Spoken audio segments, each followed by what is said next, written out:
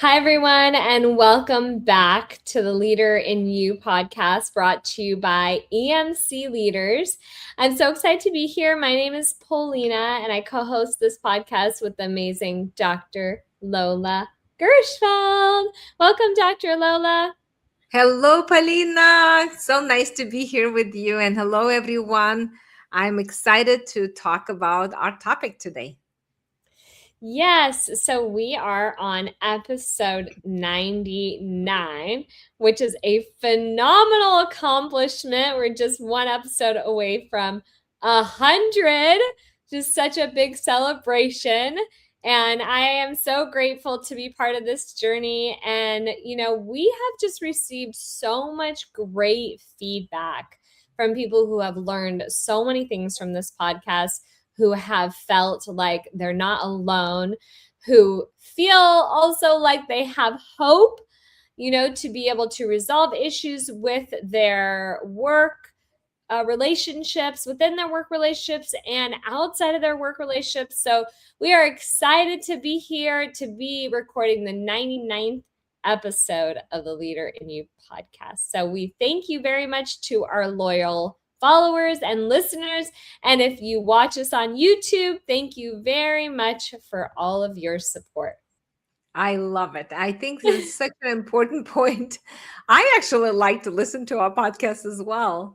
And it's a nice reminder to show people that you don't have to be stuck.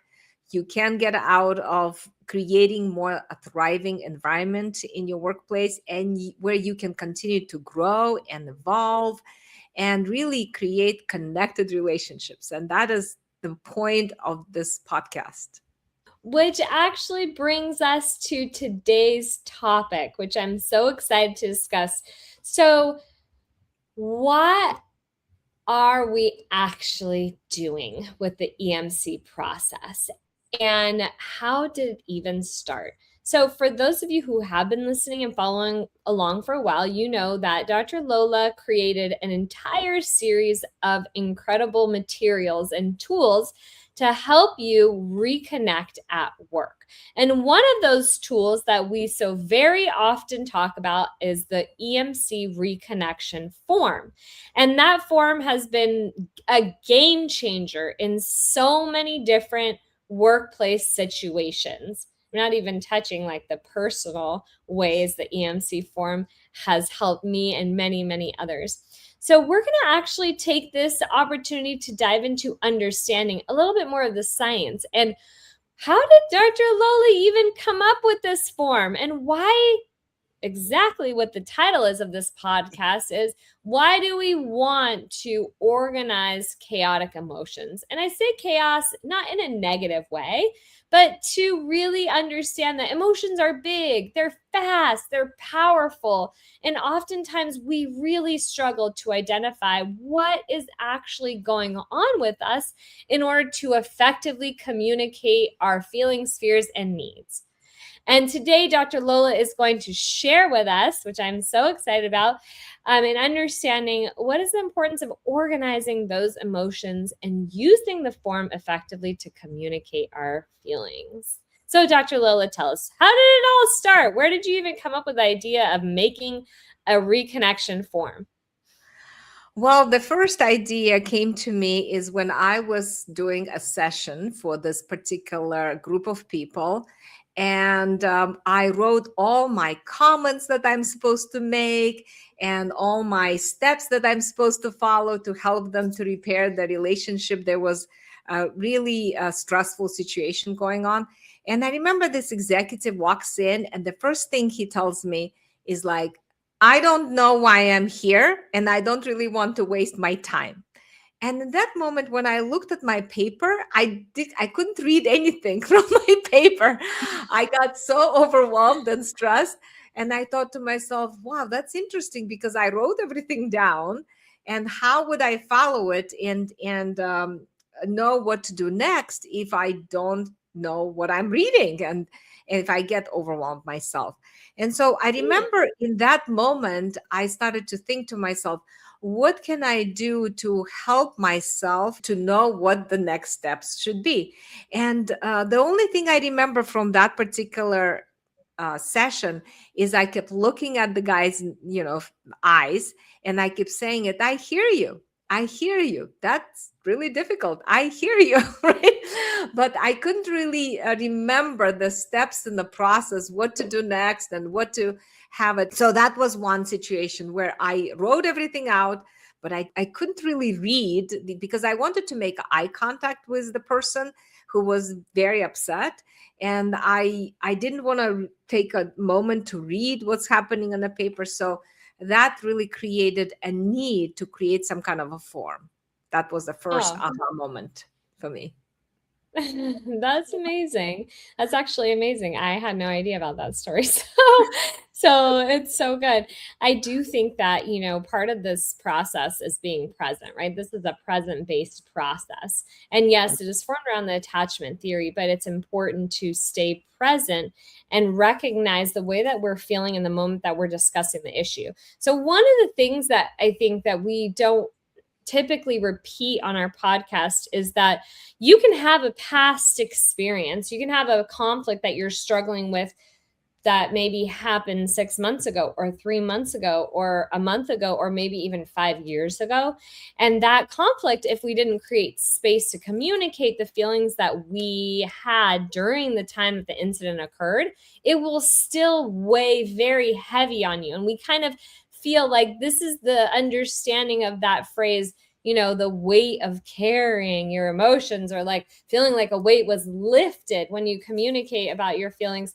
It's because it's very heavy to hold on to the experience that you had and the emotions that you felt at that time, even if it was long ago. And when those conversations come up, even people say, like, it's fine, just get over it, move on, move past it. It's not actually possible for us to move on and move past a situation.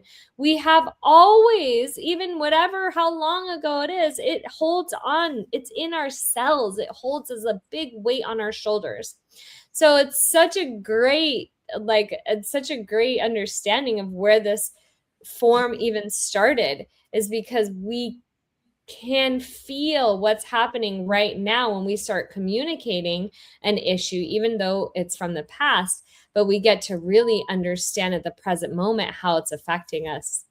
Yeah, exactly. The second step was another session I was doing, and I was asking the person how did they feel, and they keep Mm-hmm. saying, "Well, I felt frustrated," and I said, Mm-hmm. "Well, what else did you feel?" I felt frustrated. And okay, did you feel scared or worried? Well, yes, I felt scared and worried, but I also felt frustrated. So it felt to me that I needed to come up with a list of emotions where people can pick from the list instead of guessing. And I felt like this person felt incompetent because they couldn't really identify what they were feeling. So I created the list of emotions then, once we identify the surface and softer and primary emotions, just like you just said, that it becomes so much more relieving for us to know what is happening for us. Yeah. And actually, that's really interesting because the language of communicating your emotions is just not common, right? It's not like from the beginning, from when you're born, we talk about how to express yourselves. It's because they go over like the basic emotions. They go over sadness, happiness, scared, disappointed. They don't really dive deep into all these different layers of emotions. And we have these three different layers. We have our surface emotions, we have our softer emotions, we have our primary emotions, right? Secondary emotions, right? All of those Yeah, yeah, layers of surface, emotion. softer, and primary. Yes. Okay, amazing. Yeah. So when we are able to really go down deeper on all of those levels, then we can get clear identification of what happened to us in that moment. And emotions, like I said earlier, are big. They could be overwhelming. And just like that person was saying, I'm frustrated. Like people are limited to those very limited emotions. The one word frustrated, but frustration can also include being annoyed, being irritated, being shut down, all those things that Dr. Lola has listed in box 3 of the form. So those are two. Were there any other things that really Yes. kind of motivated you to, okay, yes, let's hear it. So the fourth part is the list of raw spots. And I remember learning from Sue Johnson, she was talking about when we get triggered and when we get disconnected, we get disconnected because in that particular situation, it touched our sensitivity. It somehow gave us a message that we're not valued or we're rejected or somehow this person is disappointed in us. So that is very difficult for us to process. And if we have had relationships in the past that were not very secure, and maybe with our parents or with our siblings, and maybe in our personal relationships, we become a little bit more sensitive to these triggers. And sometimes that message that comes across, not because the person sends that message, but because that's how we interpret it. That's how we translate it somehow. So I Yeah. thought to myself, well, I need to find these raw spots. I need to identify what are the common raw spots that happen in relationships. So I did a little bit research and I came up with this 16 raw spots. Well, I love this section of the form because I feel like I grew up in a society thinking like, being sensitive is definitely a negative thing. And I'm certain that 99.9% of the people in this world have heard the phrase, you're so sensitive, because it's something very common to say. And being sensitive equals, you're weak, you're not, you're emotional, oh, you're so sensitive. And so it could be very, very demeaning and kind of viewed in a way that's a negative thing. And I really like this part of the form because it's validating and normalizing that everyone is sensitive to some sensitivities. It's, you maybe are not sensitive, someone turns away from you, but you can be sensitive to not being valued. You can be sensitive to being excluded or rejected. It's like all of these sensitivities are very, very common. And as long as you are a human that can breathe and live in this world, you have a sensitivity. Exactly. And what we find actually that the common sensitivities are number two, obviously not being valued. Number one, being rejected or excluded. Very, very common sensitivities that come up in the workplace. And number five, someone turns away from you. So once you start to recognize what triggers you and then what sensitivities it hits you, you start to learn more about yourself. And it's actually very insightful and revealing to understand what is happening for you. That's amazing. What, Yeah. any other thing? Any Yes, other? yes, Okay, yes. amazing. Let's hear it. Keep going. So, I love this. so as I was working with teams and boards at that moment, I remember really helping them to identify what do they do in the moment when they get triggered, like what some of the behaviors they exhibit.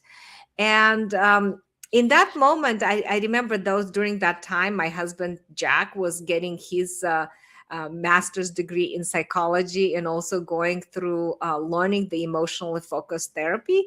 And in that approach, the attachment, if they use the attachment framework, they recognize and understand the difference between the negative cycles when people actually use their protective behaviors, such as complain or blame, judge, withdraw, criticize, demand. All of these protective behaviors actually create a negative cycle.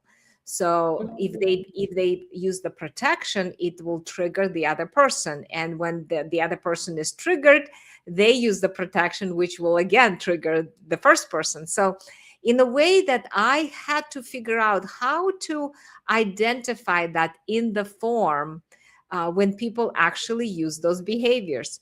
So that was the Mm. beginning of the infinity loop, identifying the infinity loop, how people actually get triggered.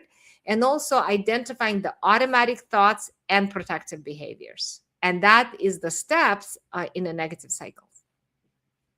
That is so incredible. I think that we haven't really actually discussed much about the infinity loop, because I think, it's identifying what the cycle is. I remember when I first started learning about this process, and this is before my divorce, I was trying to call out the cycle, I think is the name that was used when we were learning this. It was on a whiteboard, Mm-hmm.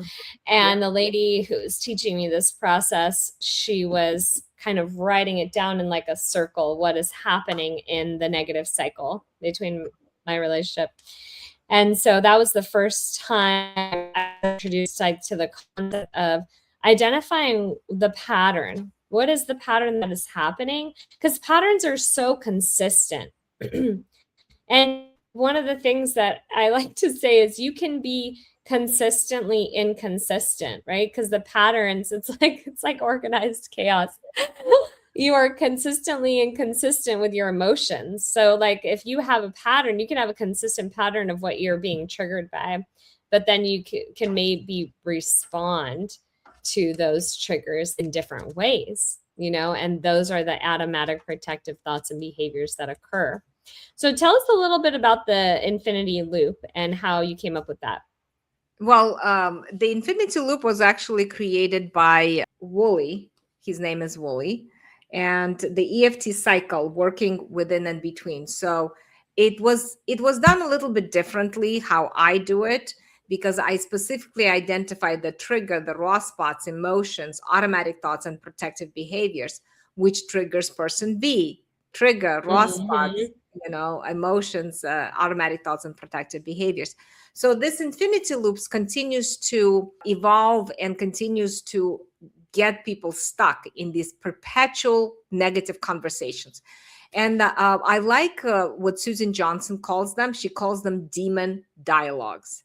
Why are they demon? Because they continue to create those little demons that continue to rupture the relationship. So there are definitely three types of patterns that can happen. We have a withdraw, pursue pattern, like one person pursues in their behavior when they get triggered, and the other person withdraws in their behavior when they get triggered. So that's a pursue, withdraw pattern. Then we have pursue pattern, which is both people are basically pursuing and they're fighting each other. They are on the dance floor as we speak, as we refer to that, and then they're just fighting. They're attacking each other, they're defending, but they're basically engaging. Okay. And then there's a withdraw pattern where both people are off the dance floor and they're just like, they don't want to engage because they're just don't know what's going to happen if they engage. So the form actually creates that clear understanding. When you get triggered, it hits your raw spot, you have emotions, you have automatic thoughts, and then you have protective behavior. Boom, you're in a negative cycle. And it's perpetual, continuous. It's an infinity loop. You cannot get out of it if you don't have the way to, have an exit. So what does it look like when we use the EMC form, the reconnection form? How and what part of the infinity loop are you breaking the cycle? Well, we break the cycle when number one, when we slow down emotions, because the negative cycle only touches the surface emotions. We get triggered, we have the raw spot, boom, we feel surface emotions, we have automatic thoughts and protective behavior. 1, 2, 3, 4, 5, right? Boom. Yeah. We break the cycle once we slow down the emotions, where we go softer emotions, primary emotions. Then we create an image of those emotions. Then we do bodily sensation, and then we do the fears. So that part is very important. So we slow down the emotions, and it gives us a sense also, instead of going to automatic thoughts, protective behavior, we now recognize, what do we need to feel safe and connected? And that takes us to the positive cycle. So we're actually going through a same cycle, right? The infinity loop of the negative cycle actually stays the same. But what happens is so what you're saying is because we have the awareness and we're slowing down the cycle and we can identify how we have our protective thoughts and behaviors, then we are able to change how we reconnect. Is that what you're saying? Well, the positive cycle has, even though it's an infinity loop, it does have a little bit different steps, right? Because positive cycle, the first thing is you're able to slow down and tune into your own experience. Okay, that's step one in the positive cycle. You are able to share your experience. And what are you sharing? You're sharing your triggers, you're sharing your raw spots, and you're sharing your emotions. So that's very important. The next three steps are part of the other person. So first, person A, as I'm person A, I'm able to tune, understand what's happening with me, and I'm able to share it to you without blaming, judging, criticizing, really from a place of vulnerability. But then it's up to you to help me with that positive cycle. When you accept, you validate, and you reassure, then we create a positive cycle. So one person, yes, you can do one person, if you want to process your emotions, it's fantastic. But really, to create a connection and create a repair, you need the other person, right? With you in that conversation. So I forgot one step is the need, right? We recognize what is it that we need. So we tune into our emotions, we share our vulnerability and our need. The other person accepts, validates, and reassures, and now we have a positive cycle. Okay, so I think what I'm trying to get at is what I see with a negative cycle is that when we have a conflict and we experience the same pattern that we typically use in responding to a conflict, okay, that typically gets us into a stuck place. We go through getting triggered, the raw spots get hit, we feel the emotions, we have our automatic thoughts, and we have our protective behaviors. So that happens no matter what, positive cycle or a negative cycle. But in a negative cycle, what happens is we end up getting stuck because we ineffectively communicate our feelings, our fears, our needs, which typically come out in blame, shame, criticism, or judgment, which is very, very, very common. Everyone does it. It's normal. It's because you don't know how to communicate effectively and you don't have the tools, which is okay because that's what we're here for. So a negative cycle goes through the same exact steps as a positive cycle. But the difference is the outcome of a negative cycle is that you are stuck. And the outcome of a negative cycle, most of the time, one person feels blamed and one person is at fault. And it actually moves you away, further away from the workplace relationship, the relationships that you have at work. In a positive cycle, one of the things, the biggest thing that Dr. Lola was saying was that we miss in a positive cycle is asking for what we need and being able to respond to someone's emotional needs. So we go through the same steps 1 through 5, where we get triggered, we have raw spots, we have emotions, we have automatic thoughts and automatic protective behaviors. We are not able to slow things down, like Dr. Lola said, and identify what's going on with us. And we're not actually able to get the response that we need, validation and understanding that we look for in order to become closer together. So negative cycle moves you further away from someone in a relationship and then you feel either blamed or shamed, criticized, or judged. And in a positive cycle, it moves you closer in the relationship where you may experience the exact same patterns, but you are able to slow the patterns down, identify them, clarify them, express them, and then understand each other's point. So nobody actually is left feeling alone disconnected, stuck. It's actually quite the opposite. Would you say that's accurate, Dr. Lola? Yeah, absolutely. 100%. In fact, I was doing a session this earlier today, and these two people got into a conflict, and one person just comes rushing into the office and, expressing their uncomfort, and the other person gets really startled. And what was interesting about that is as the person who got kind of um, comes to the office very aggressively, as he talks and the other person doesn't respond, the more he doesn't respond, the more the other person talks, like gets faster in his speech. And so what it shows is that when we don't get a response, when we ask for support, we're not really asking for logical explanation. We want for the other person to understand how difficult it is for us.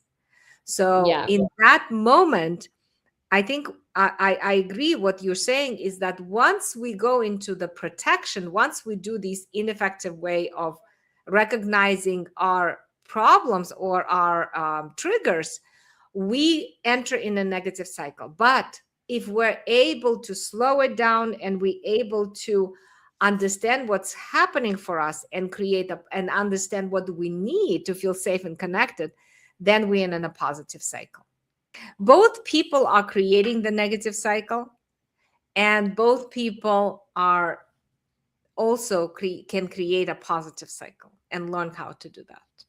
So about the form, so what I wanted to say is, as I started to put together the components of the form, what really started for me to be clear on how consistent my sessions started to be. First of all, I didn't have to remember what we worked on last time. What did people say? It was right there on the form. It made my life easier. That's number one. It also created a very standardized way. So, like, not only I can do it, but anybody can do it, because now they have a form and they come to the same result, which is always connection. That's the result we're looking for. And the last part I added for emotions is positive emotions. Did you want to say something before? No, I just said I love it.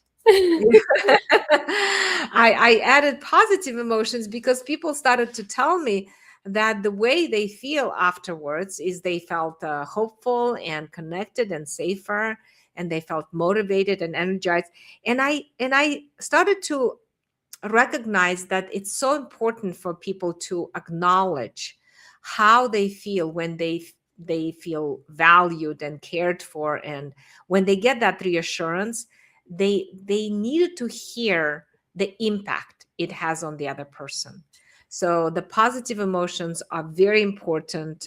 And then what can we do after when we feel positive emotions? So people can always make the link from what they have felt at the beginning of the session, which is disconnected, hopeless, helpless, alone, to when they are connected, feeling energized, not alone, grateful, optimistic, and enthusiastic. So all of these experiences. That's amazing. So Dr. Lola actually just launched a new updated EMC journal, which is available. Is it already available on Amazon? Yes, it's available on Amazon. But it has more instructions, like in the beginning of explanation how to do the form. It shows the negative cycle, positive cycle, and it has also the list of raw spots and emotions, and it has 30 EmC Reconnection forms, so one for each day. Yes, and then you just get on the recurring subscription to get your EMC journal every single month. Yeah. Well, I like to say using the reconnection form is like going to the gym. It's for your emotional muscle. You have to practice every single day to become stronger and stronger. And when you become stronger, you will have much more effective communication skills to talk about your emotions, how you feel, and you're going to have a lot deeper connections in your relationship at work. Thank you so much for sharing all of that, Dr. Lola. That was so amazing. Yes, Tell us one more. I just want to, when you mentioned the gym, I just talked to another client and they say, I have the EMC journal. I said, well, are you practicing it? And they said, no, because it's too scary to do it by myself. And then I said, that makes sense. It's like going to the gym, but just looking at the gym equipment, but not really doing anything, right? It's sometimes we do need a coach, we need a partner, we need somebody who can help us to go into those unfamiliar, scary places of emotions. And that's what we're here for. So if you need our support and our help to work through the form and to understand how to reconnect, we of course have so many tools. We have the EMC course that's available online. We have the opportunity also, if you would like us to come into your workplace to work with your L&D professionals, to work with your HR team, we're here to support you. Thank you very much for listening to the Leader in You podcast brought to you by EMC Leaders. My name is Polina, and this is the amazing Dr. Lola Gershfeld. And we will see you guys next week. Thank you. Bye. Bye.